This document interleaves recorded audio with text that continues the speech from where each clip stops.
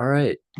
Welcome to my quarter life crisis. My name is Ethan Thornton. I'm 26. I know a quarter life crisis is technically when you turn 25, but I'm banking on living until 104 years old. Um, Really, I'm starting this series so I can document my marathon training.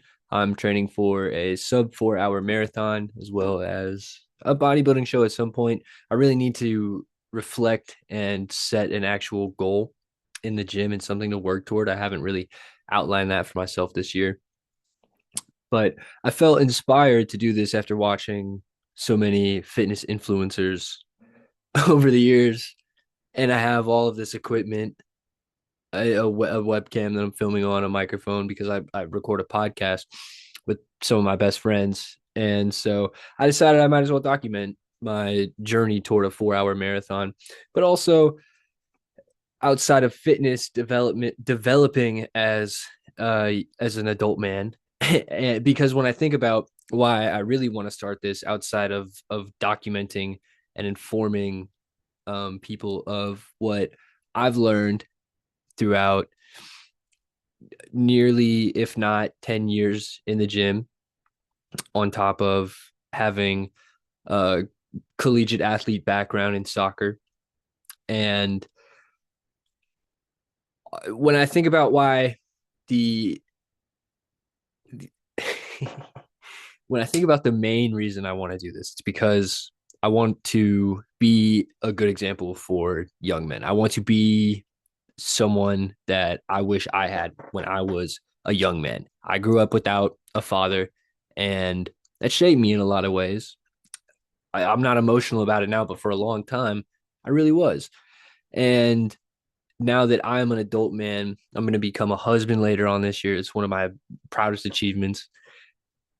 And all of that, all of that has led me to here, which is just explaining that journey that shaped me, sharing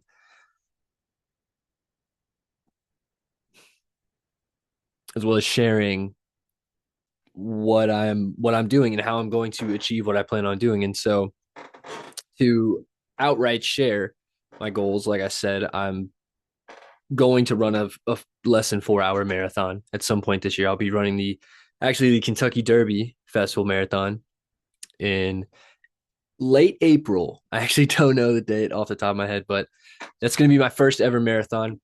I've run a 5K and a 10K. Like I said, I have a background in soccer as an athlete, but definitely not as a runner. Running has purely been, I got Australian for a second. Running has purely been a means to an end to achieve athletic goals. And so now that it is one of my main focuses, that has been, it's been a really interesting challenge. It's something rewarding. So let's get into sharing. Today is Monday, January 12th, as I'm recording this. Last week, I had a pretty solid week of training. I ran 33 miles and worked out 4 times. So that's 10 workouts in the week. The week before, I ran 30 miles. And as I'm building up to these mile numbers, which is, it feels like a lot to me, it's been quite taxing on my body, quite honestly. I'm really having to stay focused on things, just the most simple things. So, diet, water intake, for example. But I'm eating 4 or 5 times a day, which is new to me. I have never done a bodybuilding show, but I've been training as a bodybuilder would for around 4 years.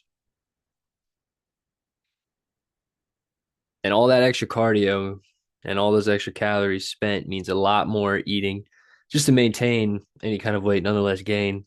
And I've always found myself on the skinnier side. So currently, my goals in the gym are to gain weight and join the 1,000 pound club.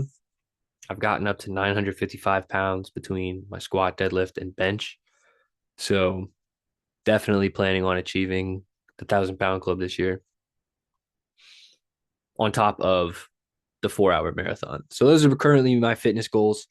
And like I said, last week I worked out 4 times to achieve them. Well, I guess more like 10 times. And the week before, I think I worked out 11 times. So it's Monday, January 12th. I've had 2 workouts this week. Both of them came after work. I work a 9 to 5, 40-hour a week job.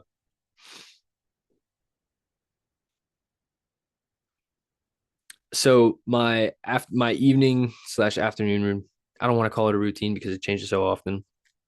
But this afternoon, it looked like complete work at 5 o'clock, get to the gym around 5:15, begin my workout at 5:20. Today was a very, very short chest workout. I'll take you through my chest workout quickly. It's wise to put your hardest lifts first in your workout. And so for me in this chest workout, that's going to be my Smith machine incline bench. It's one of my favorite workouts. Oh my God, I love it. You can go as heavy as you like, and you probably won't die. Today, 3 sets of Smith machine incline. I did a set of 11, a set of 6, and a set of 3. Straight into low to high cable flies. One set there, a set of high to low cable flies. After cable flies, into sets of chest press, 3 sets. I did 9, 6, and 4. I would put the rep range for all of my workouts between 4 and 10 reps. I'm going for no less than 4 reps, but generally no more than 10. And so if I do progress past 10, I'm generally trying to progressively overload on that specific lift. I'm trying to push past a boundary so that I can grow. Today I finished with dips, which I don't necessarily consider. Today I finished with dips, which I don't necessarily consider to be a chest workout. I feel like it's a tricep centric workout that does hit chest as well. And my favorite way to finish off a chest day goes exactly like this. It is a decline uh, bench movement. I love a machine. So the decline bench machine, as many reps as I can, straight to the pec deck. In my gym, it's right next to one another, very convenient for this specific uh, movement. So decline bench straight into pec deck, finish pec deck after going to failure. After pec deck, straight into push-ups. Fantastic way to finish a chest day. Immaculate pump was acquired today. After the chest day pump was acquired, we ran on the treadmill. I have always been a running outdoors or on a track purist. I've hated the treadmill forever, but today literally changed things for me. I ran 4. Today I did 4 and a quarter today I did 4.42 miles on the treadmill at an 8:42 pace according to Strava. According to the treadmill, it was more like an 8:15-ish kind of pace. I don't love my Apple Watch for tracking uh treadmill workouts. That's probably the biggest downside to tracking workouts, to having to track your workout on a treadmill. Other than that, though, I love the treadmill to run on. It's so much softer than the street and very consistent. That's one thing in my runs that I don't do very well. I find that I'm usually just pushing into the zone 3 and 4 threshold from time to time and not even realizing it. So the treadmill really helps me stay in the zone 2 and 3 range where I want to be to build my aerobic base, which is what I'm working on doing right now. And that's my current training for the week of January 12th. Tomorrow, I am planning on a bit of a longer run on the treadmill once again, probably 6 to 8 miles. I really need to hone in a training plan for my marathon. I think I'm going for the Fitzinger method, but I'm not willing to work up to 55 miles a week yet. I don't have that in the bag just yet. I think I will eventually, but right now, I definitely need to work up to that mileage. So maybe like a 12-week training block for the Fitzinger method. But for now, I'm really satisfied with how my training is going.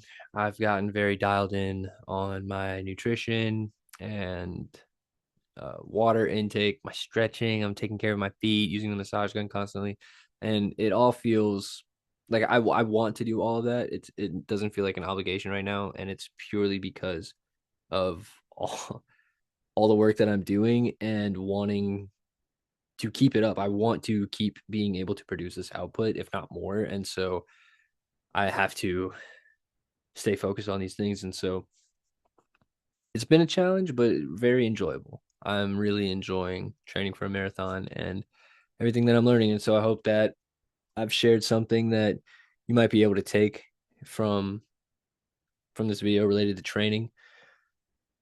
Eventually, as we carry on, I'll get deeper into my backstory, who I am, and continue on training. But that is going to be this Monday.